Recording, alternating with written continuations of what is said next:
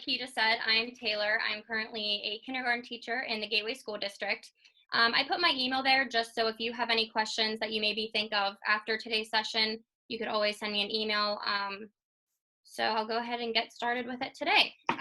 So if you probably would have told me back March 13th that the rest of our school year would be online, I would think you were nuts. A lot of my kids cannot even log into our computers in our classroom, let alone go through the rest of the school year virtually. So initially, when obviously I eventually did hear that the rest of the year would be online, I would say a bit of a panic, as I'm sure a lot of you with younger students. I initially just thought they're not going to be able to get into these computers, type in a URL, read my directions, be able to type an answer. Like, I just thought that was craziness. I also initially just really was worried about the lack of student and parent engagement. It's already hard enough to grasp a kindergartner's attention in person, let alone through a computer screen. And I also was just kind of nervous about what my families needed at that time. Obviously, education is a huge priority to me, but at this time, there's so much more going on with families that education wasn't just the very top. So you see my little Bitmoji there, the struggle is real, and yes, it was. But, I just said to myself, Taylor, you're not the only teacher going through this, and actually every single teacher pretty much in the whole world is going through this right now. And the great thing about today is how advanced technology is and that everybody posts everything. So I have there searched, and that's truly what I did. Our school had a good 2 to 3 weeks of still figuring out how we're going to introduce everything. So from there, I just looked at teacher Instagrams. I watched teacher YouTubes. I was on Facebook reading what parents were posting about their kids and just articles. And after all my searching, I realized there is so much out there and this is possible. So you can see here, I say the reality because it's what ended up happening. It was hard for my kids to log into computers themselves, but families played a big role. And what I mean by families, even a lot of my kids have their older siblings at home that are able to help them. Maybe aunt and uncle were there with them. They had grandparents, parents, they played a huge role. And actually, when all of this started, I even gained a better respect, rapport relationship with these families because we were able just to talk and really just be there for one another. And like I said before, I was worried about my students interacting with me through a computer. And if anything, I've realized that they engage even better with me. They think it's so cool that Miss Quealy is on the other side of their computer and I'm at my house and they're at their house. All of those struggles and things I was panicking about weren't necessary. So what I said here is in the end, we can benefit. And this is a big reason as to why I chose to present today and why I'm glad you're all here. This is a huge learning experience for everybody involved. And as teachers, if we don't take everything we're learning and use it to our benefit in the future, then we're missing a huge opportunity. So I do really hope, if anything from this today, you gain some motivation for future teachings. Maybe you learn something new, but most of all, you really just keep a positive outlook with everything going on. So once again, the reality, especially for next year, is we have no idea if we'll start virtually or if we'll be in person again. So at least if we were to start virtually, we're familiar with these things. We know what worked for us, for our students, what we maybe liked or didn't like, and hopefully we have a little bit more time to implement some of these new ideas and platforms than, of course, we did back in March. Now, of course, and this is what I'm hoping, is the in-person startup like a regular school year. Of course, we'll have maybe some different regulations and things like that, but we've learned so much through this, whether you want to call it remote learning, distant learning, a virtual classroom, online classroom, we've learned a lot. So it's up to us as teachers to take what we've learned and try to use it to our benefit and incorporate some of this technology and virtual teachings, all these techniques into our future teachings in our classrooms. So my agenda today, just so you can kind of have a feel of where I'm going with it. First, I'm just going to talk about what I've been doing remotely with my kindergarten class, how I've been just delivering instruction, how I'm keeping things organized. And mostly, if any of you are kindergarten teachers, maybe in first or second grade, how I'm keeping them motivated. If they're at their houses, I know the last thing they want to do is log on to their tablets or computers and read what Miss Quealy has posted for science today. And then my next steps, I'm going to talk about what I plan to take from this whole experience. And of course, like Tyler said, questions at the very end. So for my district, I'm a Gateway School District. They did come out and tell us they would like us to utilize Google Classroom and post a weekly agenda. So what I mean by weekly agenda is I wouldn't say, okay, here are your Monday assignments, Tuesday assignments, Wednesday, and so on. We have eight assignments, 3 ELA, 3 math, 2 science or social studies for the whole week. And that way we're really giving the families freedom to complete it whenever they're available. I do have weekly team meetings where I just meet with my kindergarten team once a week. And our district really did push for us to have great communication with these families. Like I mentioned earlier, we have no idea what they're going through right now. So just having that good communication with them, making sure, they have everything they need, and, there's no confusion from my end. So my virtual classroom, going in a little bit to Google Classroom, I really knew while Google Classroom was new for me and for my families, I wanted to keep as much as I could the same. So a lot of common platforms and routines. And how I started with that was my daily morning meeting. I'm sure a lot of you, if you teach younger students, you have that morning meeting. And that's when you come together, you talk about the day today, what's going to happen, review some basic skills and things like that. So I'll get a little bit more into my daily meeting, but that's just something that I definitely knew I wanted to keep the norm for my kids. As for subjects, I have a lot of more videos and interactive activities for my kids. The last thing I wanted to do was assign all these things to my 5 and 6-year-olds where their parent had to be there the whole time helping them.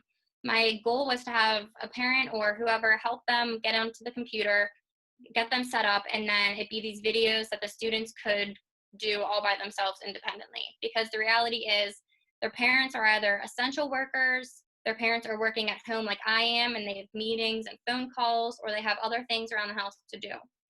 And just going on about keeping things the norm, I sent my same weekly newsletter. I attached our same writing paper that we use at school to kind of help them keep it the same. And I also made games available that we play in our classroom. So really quick, I'm just going to share with you how I organize my Google Classroom super quick. So you can see here our class picture. So once again, these kids can't necessarily read which one is our room, but they can see our class picture. So if you go into classwork, you'll notice that I have some emojis here next to each subject. And my goal for that, of course, while it looks a little bit nicer, my goal was my students who can't read morning meetings, they would see the sun and know, oh, morning meetings are here. And from there, they could probably sound out the day of the week. Same with the numbers for math, language arts, or the books and everything like that. So if you go to the very bottom, this is something else I wanted to share because I know a lot of people were confused. Once you delete an assignment in Google Classroom, it's completely gone. So any families who want to keep, maybe they didn't finish some of the assignments from last week, I would post them by week on the very bottom so they could always go back. But for the week at a time, so this is for this week, I did everything by subject. So going back to here. So yeah, just my tip for you for the younger learners, definitely those emojis are awesome in the Google Classroom. I know a lot of parents feedback, they've told me their child gets right on, knows exactly where to go. So that was really neat. Now, talking about communication, I thankfully was already using Class Dojo throughout the whole year. I have all of my parents signed up and familiar with it. And like I said, that's fortunate because I just didn't want to introduce a new platform once again to my families. Class Dojo is pretty similar if you use something like Remind, and it's really neat because you can post a class story. So things I would post throughout the school year would be, pictures from our class parties, reminders. I would post pictures when we went on a nature walk and things like that. The other great part of Class Dojo is that you can message individual parents and, just a private message. And that was great during the school year, especially kindergarten. They don't always remember that they have their old shirt full of chocolate milk in their backpack. So I can easily message mom and say, hey, Johnny has his a shirt in his backpack. He changed, just a little reminder for you. So obviously going into this virtual time, Class Dojo is awesome to utilize. I post all of our live morning meetings on Fridays, like this one here on our story, just to give them a reminder. Parents can also individually message me, whether it's a video of them practicing counting to 100, If they have a question about something that they don't necessarily want to share with everybody, they can just message me privately. Now, still going into Class Dojo, a lot of you probably know it as giving points. So I do have my students, they each are one of those little monsters. I just cover their names for privacy reasons. And typically during the school year, I give homework points through Class Dojo. I don't use it too much with behaviors. But during this time, the first thing I thought of is, how am I going to keep these 5 and 6-year-olds still motivated and wanting to do, participate in our online classroom? So the very first phone call home to my families, I discussed Google Classroom with them, and I also asked them to give me 3 to 5 things that could be a prize at home. So in our actual physical classroom, once they receive 30 Class Dojo points, they pick a prize from our prize bin. Obviously, that's something that's just not obtainable at this moment. So a lot of my family said, oh, well, they can work for a bowl of ice cream or extra playtime or whatever it might be. So I have that recorded. And once my kids do an activity I have over here, for example, if they come to our Friday meetings, if they do a monthly challenge, and all of these I'll talk about. If they complete the question of the day, I give them a point. And after those 30 points, I message their parent and I say, congrats, they've achieved 30 points. Maybe they now will have their extra ice cream or whatever it is. And while I didn't think this would work, when I do have my one-on-one meetings with kids at the very end, I'll say, what you've earned today, and they get so excited about their Class Dojo points. So even if they didn't earn something in the end, these kids just love points, just how it is. So that was something that was really great that's been working for me for motivation. Going on about keeping things the same in our same platforms, routines, things like that. So my daily morning meetings, Monday through Thursday, I record a meeting and I post it on our Google Classroom. And the great thing is I've always used a PowerPoint already for my morning meetings. I know that's not as typical. So you can see what's the weather like today. My kids can't necessarily read that, but they see the pictures. They already know that slide. They know I'm asking about the weather. And then another great idea, so we have only 10 days left of school. So those balloons there, I actually was able to post that on our PowerPoint and animate them. So on the 10th, when we had 10 days left, I just animated it and then it popped. So it's just something, once again, we don't do our countdown in school, but there's something that we can do that's a little bit interactive for them. And with those morning meetings, I do ask a question of the day. I typically don't ask this when we're in school just because we're already talking and sharing, but I did still want that point of engagement with the kids. So my question today, for example, I told my kids a little bit about what I'm doing like I normally would. He said, I've been watching all the superhero Marvel movies. So my question of the day for you today is, if you could choose one superpower, what would it be? And then that way tomorrow I can go through and I can say, oh, so-and-so said they'd want to be invisible. And this person said they picked to fly. So I realize that their parents are typing it for them, but at least they know I'm reading it from my side. And I'm just giving them that engagement through the question of the day. So the ones I shared down here, once again, I crossed out my students' names, but I asked them, tell me something that you've learned this year in kindergarten, and it just melted my teacher heart. Friendship and kindness. She said she learned how to read and how to be a good student. I've learned to read, write my letters, and make friends. And once again, just reading those, it helps me to still have that connection with my students from our homes. So keeping it personal, I did say I have my morning meetings from Monday to Thursday. So you're probably like, oh, are you forgetting about Friday? I'm not. Fridays, I have our live virtual morning meetings through Zoom. So every Friday morning, with the same time every day, I have probably over half of my students typically come. And instead of going over academic things, I like to have a really fun activity for them. And it's just something they can look forward to. So show and tell, especially show and tell pet edition, was a huge hit. I mean, that's something we can't normally do, is show everyone in our class our pets. Scavenger hunts, we did an ABC scavenger hunt. I'd say, okay, go find something that starts with a J. Go find something that starts with a B. And that was a lot of fun. Directed drawings, I have the picture there. I read The Pigeon Needs a Bath. We did a directed drawing of the pigeons, and those turned out great. You can actually see behind me, a lot of them have been mailing me a lot of their pictures, which is really cool. And then once we have our meetings, they see their pictures behind me. So that's just really neat for them. Sharing time, read alouds, birthday celebrations. Next week, we'll do a virtual field trip. A lot of my kids are the oldest kid in the house, and if they have siblings, they're usually, a lot of them are babies, so they don't really have that kid-to-kid connection right now, and that's why this is really great. I give them time to talk with each other about what they've been playing with and what they're up to.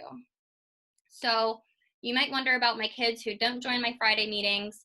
I did make it optional for parents to sign up for weekly one-on-one learning meetings, and this was more of a chance for me to have that one-on-one time with kids, and also I could really just differentiate instruction. So when I meet with a child who I know was maybe struggling with reading before we left back in March, I try to pick an easier leveled reader for them.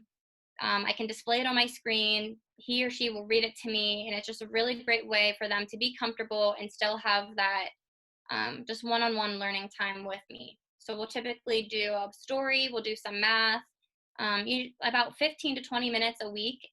It is time consuming, I will tell you that, but I know that the kids really appreciate it as well as the parents, and it's just been a really great hit for me. So everything so far I've talked about has been on the screen. And some of you I know are here today who I actually know in person, and I am a huge fan of off-screen time, especially for these younger kids.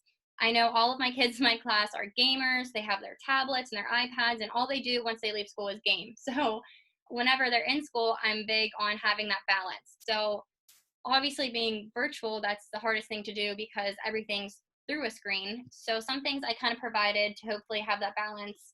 I did linked our daily handwriting practice pages that you can see to the left there, just so that's the same format as they're typically used to writing, but also so they have that chance to put pencil to paper.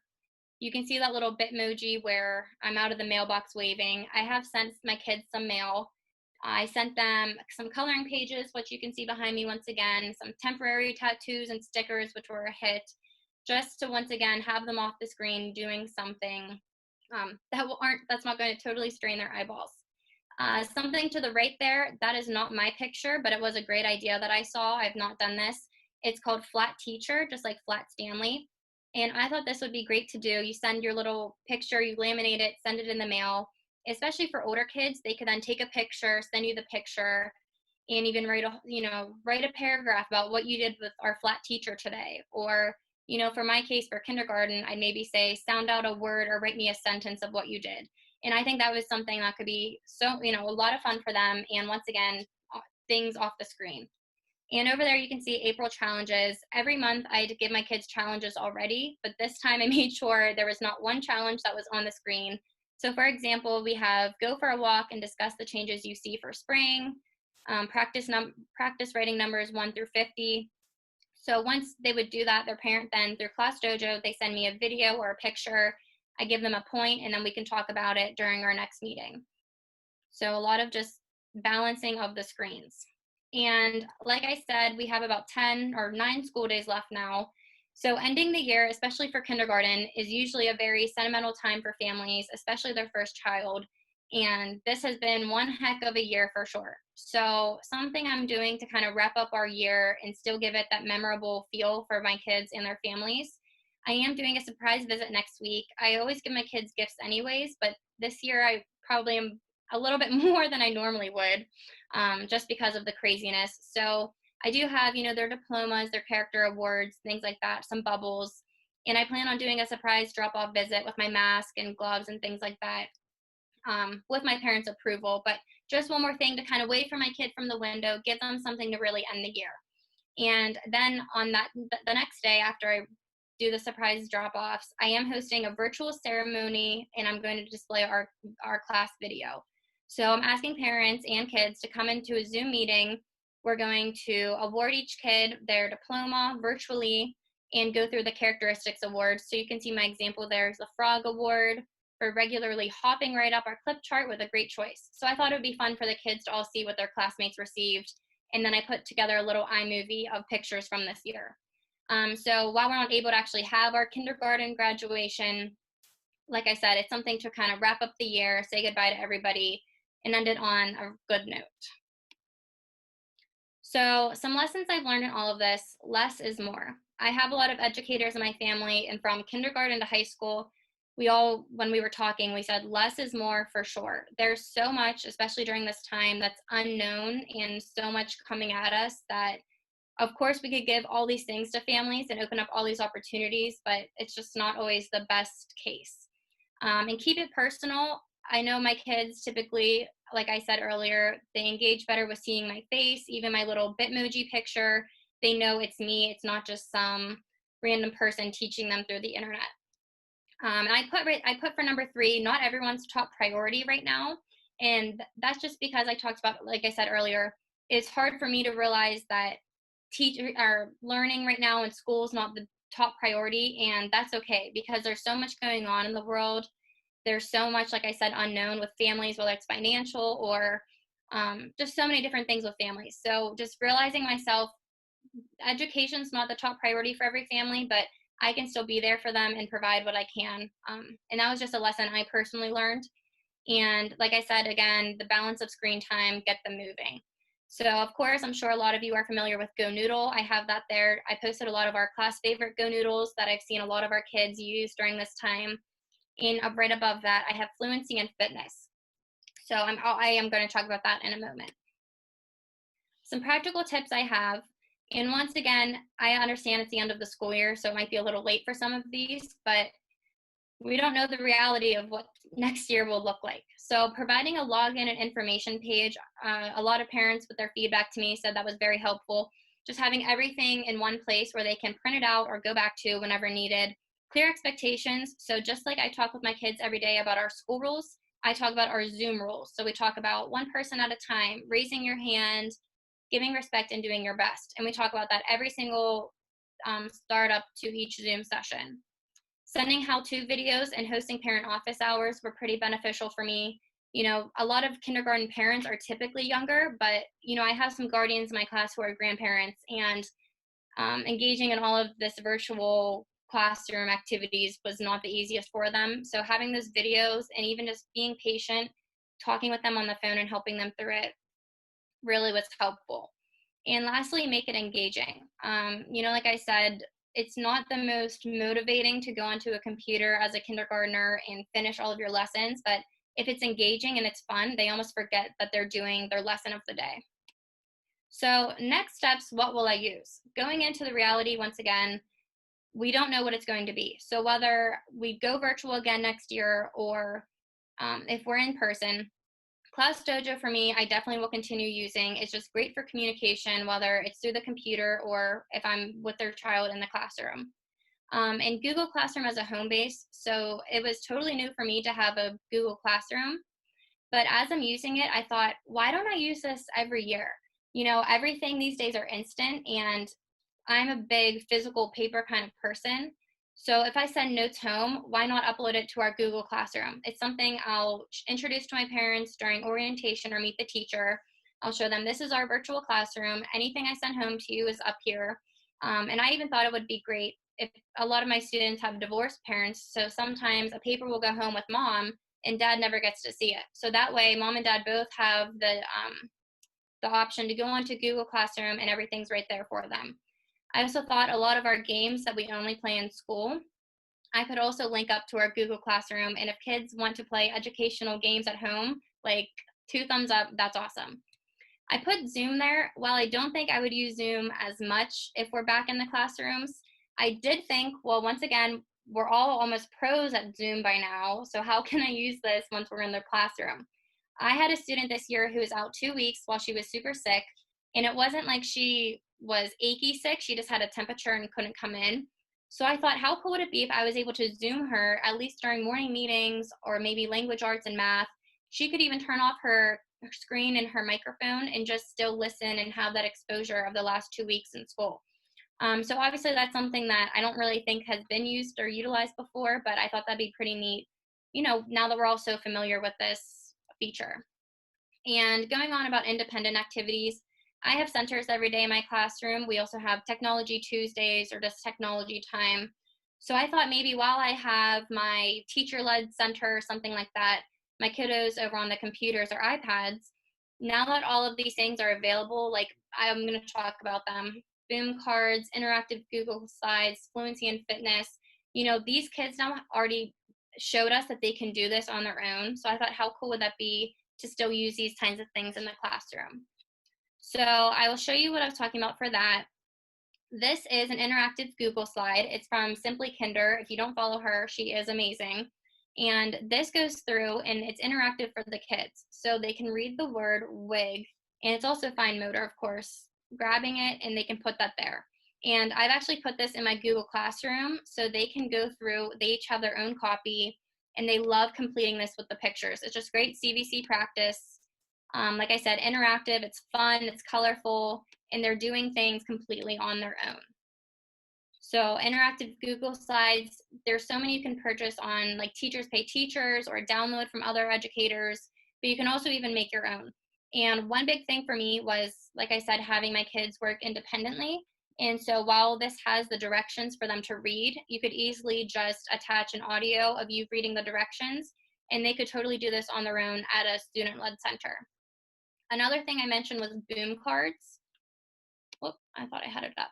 So Boomcards, they're virtual task cards, and this was something brand new to me that I did not find out about until the pandemic. So in your teacher account, you would upload all your students, and once I get there, do you know what? I may not be signed in on this computer. Sorry about that. So Boomcards, like I said, there's virtual task cards where, here we go. It's easier to show you than tell you. So for example, this one, like I said about recording the audio of directions, these already have downloaded ones where the students click on the audio. Look at the picture. And it will read them the directions. They hit play. They can then go through, oh, if they don't know that picture, tug. Listen to it, try to sound it out. Now I'll do this incorrect just to show you. Whoops. Oh, so they can see which one they were incorrect on. And then as they go through, they finish all the task cards. I can actually see as the teacher when they did it, how long did it take them. Let's see if this will show us. Oh, it's not going to show us. That's okay.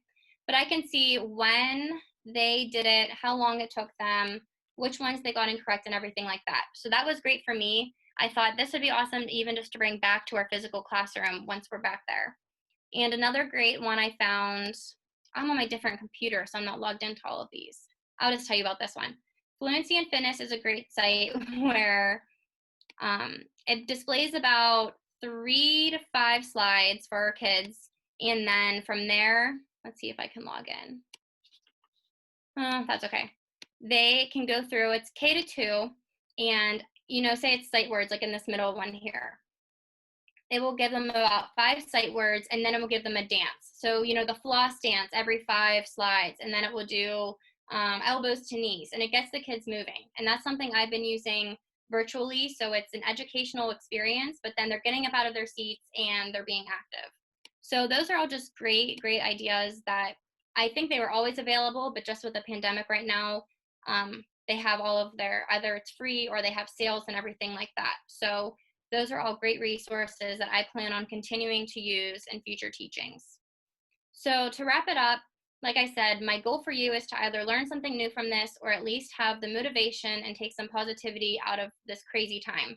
We're not sure what the outcome will be, whether it will be virtual or in person, but the positive part about it is if we are virtual, you'll be ready. And if we do go back in person, you can use what you've learned to hopefully benefit future teachings. So over to the side there, I just posted some things I mentioned in case I went a little bit too quick. I had a lot to cover. I'm using Google Classroom to organize all of my materials, Class Dojo for some motivation and for communication. I use Zoom for my one-on-one meetings and for my weekly Friday meetings. Flipgrid I didn't mention about, but I did want to say after watching some other workshops this week, I think that would be great, especially for younger students who can't necessarily write or type up something for me. Flipgrid is where, and I'm not going to talk too much about it just because I'm not really sure. I've never engaged with it, but I can post videos and students can then take videos and post it themselves up on Flipgrid, which is great, like I said, for students who can't read to just talk to a camera. I'm using Google Slides a lot, especially interactive, GoNoodle, Fluency and Fitness, and Boomcards. So to wrap it up, like I said, I want to thank you all again for being here today. I do have my email once again there. I want to say you all as teachers are great, and during this crazy time, you are extremely essential. So I want to give a round of applause to you all, and we can open it up for questions now.